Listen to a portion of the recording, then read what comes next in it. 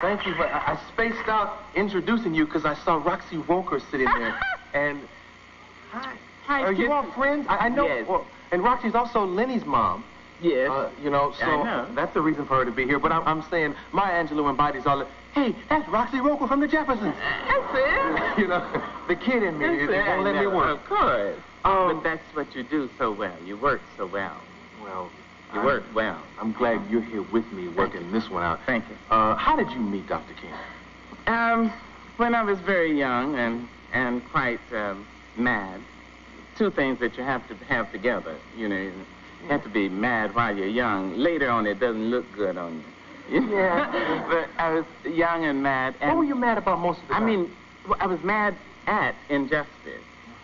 And I didn't understand very much about it. I kept wondering, but why me? I'm a nice person. Why do people get up when I sit down on buses or streetcars or something? You know, why? I'm really very kind and funny, you know? But Godfrey Cambridge, who was my ace in Boone, and I decided we would do a cabaret in New York City and raise money for Dr. King. After we heard him speak, we were just bowled over. Yeah. So we started a theater and called Cabaret for Freedom. And we had some of the people who later became very famous and as famous as he. And we raised the money and gave it to the Southern Christian Leadership Conference. And then the man who was the head of the New York group, Bayard Rustin, who was a great hero, decided to leave, and many people came to look for the job as the Southern Christian Leadership Conference Northern representative. I was young. I had a big fro like that, and I went in to apply for the job.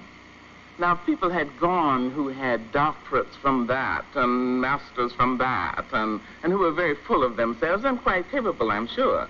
But I was young, and I was mad. So I went in to be interviewed, and I said, if you want someone who has letters behind her name, then you don't want me. But if you want someone who will get the job done, you'd be well advised to choose Maya Angelou. Hello. Hello. Well,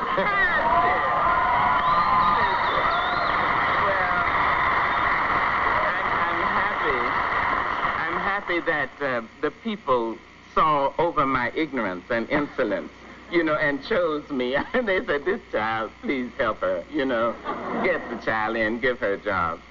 So I became the fundraiser, really. Yeah. But Dr. King, you see, he was we were of an age. We were a year apart. He was so wise and funny as well. But see, you use the words King's magic. Yes. Is that what you mean when you say King's magic? No, well, magic, yes, but only because he didn't forget people. You see, if you know enough, you take everybody into the room with you. When you are senior hall, when you walk out on this stage, you bring so many people with you.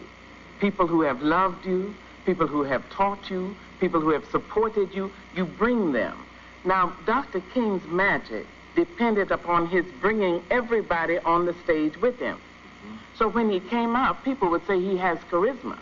But what they really meant was that he had about 4,000 people all around him who were invisible to the audience.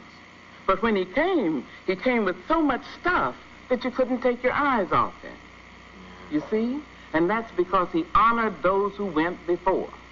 And people live in direct relation to the heroes and the sheroes they have.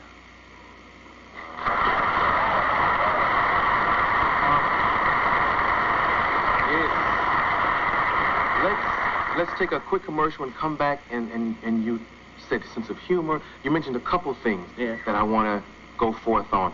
We'll be right back with Maya Angelou. Thank you.